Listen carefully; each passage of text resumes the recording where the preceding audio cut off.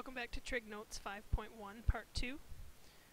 Looking at this next example, if I'm trying to solve for the exponent here, I'm trying to figure out how to make a 2 and a negative 4 have the same base.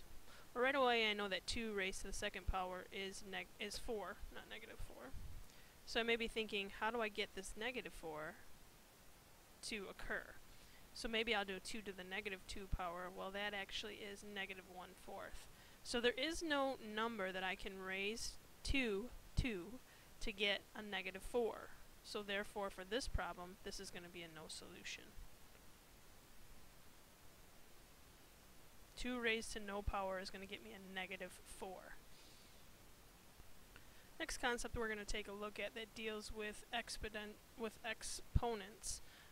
is interest. We're going to look at two different types of interest formulas. So let me write those out here for you.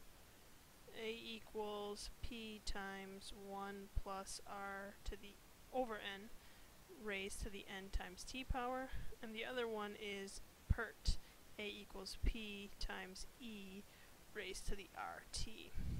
So notice in your explanation over here, it's telling you what each of the variables stand for. A is the account balance, so the money that you have in the account after it's earned all of the interest. P is the principal, or the initial amount of the investment. So if you put $100 into your savings account, and after maybe 2 years you have $150, 100 would be the P, 150 would be the A. N is the number of compoundings per year. We'll take a look at those in just a minute. You'll notice that it can be yearly, semi-annually. If it's yearly, it's 1 time.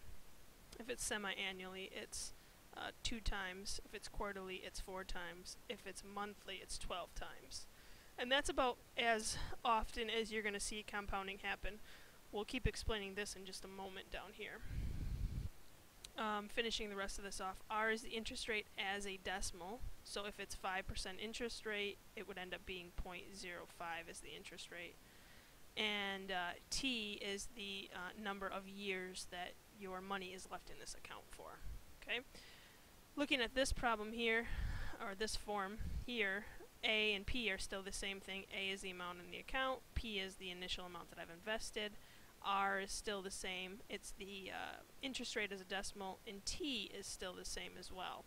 The only difference is that we have now an E here, and E is the natural, it's a number, it's just like pi is 3.14. E is 2.718, and keeps going on and on and on. And this table down here is going to show you how you get that 2.718 ... So let's look at that. So like I said a minute ago, the 4 typical amounts of compounds, or how often we're compounding our interest, would be yearly, semi-annually, which would be 2 times a year, quarterly, which would be, and I wrote that down wrong. I had it written down right the first time, but I went back and changed it. Quarterly would be 4 times a year, and monthly would be 12 times a year, every month. So if you were to plug into your formula here, a 1 plus 1, if your interest rate is 1, let's just say for example, over 1 compounding and 1 times 1, you're going to get 2. If you plug in your number of compoundings to be 2, you'll notice here if I just change this to a 2 and then 1 times 2 is 2, I'm going to get 2.25. Keep going, change the number of compounds to 4 times a year. 1 plus 1/4 raised to the 4th is 2.4. Change it to 12. 1 plus 1/12 raised to the 12th is 2.6. And this is if we're going to be compounding much more often. If it's weekly, it's 52, because there's 52 weeks per year. So we notice we change to 52 and 52. We get that 2.69. If it's daily, that's 365. So that would be 1 over 365 raised to 365. You're going to get a number that's 2.7. We're getting closer to that natural base number, which we said before was E was 2.718, and it keeps going on and on. And this is how they're getting that. This chart is showing you that. If it's hourly, 365 days times 24 hours gives you that 8,760 that you'll notice that they've used here, 2.718. And then every minute, you would multiply this then by 60, and you would then get 2.71829, and if it's every second, again you'd multiply again by 60, and you'd get this number here, and again this is your E. And E is just like pi. It is a number. You have an E on your calculator that you're going to be using to compute these problems. But again, E is the number 2.7182824, and it keeps going on and on. So, the more compoundings that we make, you'll notice we're getting closer and closer to this 2.718 ... And that's where the PERT formula comes in. You're going to be using this E when you find that you are continuously compounding the interest. Continuously over and over and over and over and over again. Okay? So you have to recognize, when do you use this form of the formula? You only use this form when it's compounded continuously. You use this one when you're told the number of compoundings, when you're told that it's yearly or semi-annually, quarterly, or monthly. Those are going to be, like I said, the typical 4 that you're going to use. Let's take a look at an example. It says a total of $1,200 is invested at an annual interest rate of 9%. Find the balance after 5 years if it is compounded quarterly, monthly, and continuously. So for the first two problems, because we're told the number of compoundings would be the n, quarterly would be 4, monthly would be 12. So for the first two, we're going to use the formula A equals P times 1 plus R over N times N to the T. We'll use that for A and B. When we get down here for part C, when it says continuously, you have to use the PERT formula. A equals P E raised to the RT.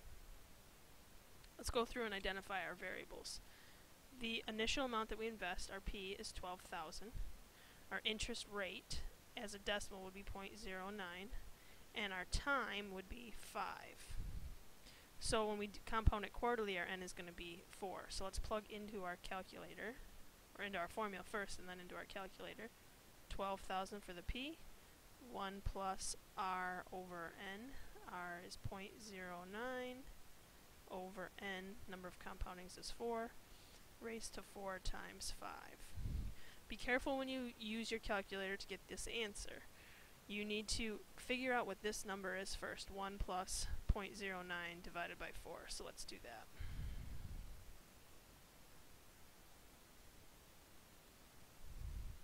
I get 1.0225. Now, that's the exact value. There's no more decimals that are going on and on. If you find that your decimal keeps going on and on, you want to store that answer in your calculator. And then I also just did this math in my head. 4 times 5 is 20. So now I can actually type this into my calculator. When I do that, because we're dealing with money, we'd round to 2 decimal places. We would get $18,726.11. So again, I'm rounding it to 2 decimal places because I'm dealing with money. That makes sense. If I start off with $12,000, I get 9% interest rate after 5 years. I should have more than my initial investment. Okay, look at monthly. So we're going to use the same formula, but we're just going to change the number of compoundings to 12. So this would be 12 times 5 out here. Now figure out what 1 plus 0.09 divided by 12 is. This time again it's a decimal, which it should be. But again, I'm not rounding that. That's the exact value of it. This is 60. Times it by 12,000. And when I do that, I end up with $18,788.17. Now notice that my answer was higher. That's good. The more often your interest is compounded, versus 4 times a year or 12 times a year, the higher amount of money you should earn. So I should have a greater value for this one than this first problem, because this was only compounded 4 times a year, whereas this one was compounded 12 times a year, monthly. So I'm earning more interest on top of interest that I've already earned. Now because it says continuously, that's when we use the PERT formula. So plugging into my calculator, I would do A equals 12,000 E raised to the 0.09 times 5. And again, I would make sure that I know how to type this into my calculator. So type into my calculator 12,000, then the E is on the graphing calculator, it should be in the very first row, the row that starts off with a second. If you go all the way down to the LN button, right above that you should see an e to the x. So you're looking for the LN button. Right above that button you see an e to the x. So you'd want to hit second LN, which would give you this. So in your calculator it's going to look like this. 12,000 and then e raised to, and the parentheses already inserted for you. So 0.09 times 5 gives me $18,819.75 when I round it. Again, no surprise here that my answer was bigger than the previous one because I'm compounding my interest much more frequently than I did in my previous problems. Alright, let's take a look at a story problem here. We're talking about in 1986 a nuclear accident occurred at Chernobyl in what was then the Soviet Union. The explosion spread toxic radioactive chemicals over hundreds of square miles and the government was forced to evacuate. If this equation here would represent how much of this toxicity was still in the air after 10 years, I want you to graph it from the interval of 0 to 100,000, where t represents the year that this explosion occurred. How much of the radioactive chemicals will remain in the year 2010, and how much will remain after 10,000 years. So here's what we know, is that year 0 is 1986.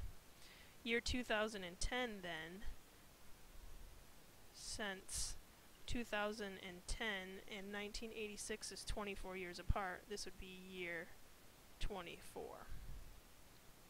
So what I would recommend is that you pause the video and you input this into your graphing calculator where your t is really your x and your p is really your y, and change your window to these scales. So again, pause the video and set up your calculator first and input this into your calculator. Okay, so now that you've actually looked at the graph, you're going to see that this is what your calculator should be showing you if you set up your window correctly. What I really want to know is how much of the chemical is left over 24 years after the explosion occurred. So there's two ways I can do this. In my calculator I can hit calculate and then it'll come up as value, and then when I type in x equals 24, my calculator would give me the number of the y value is equal to 9.99. Or I could type out in my calculator, not in the graphing window, I could do 10 times 1/2 raised to the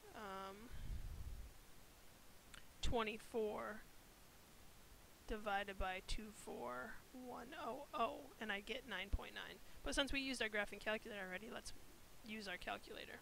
So that means there's 9.99, I don't know what the units are, it doesn't give me units here, if it's grams, if it's milligrams, whatever it may be, left of this chemical in the air 24 years after the explosion. We want to know how much of this chemical is left in the air after 100,000 years. So again, go back to your calculator and hit calculate and plug in an x equals 100,000, and you would find that y would be 0.56. So there'd be 0.56 left of this chemical in the air 100,000 years after the explosion, which the government then has deemed to be enough that it's safe for people to come back in after a certain time.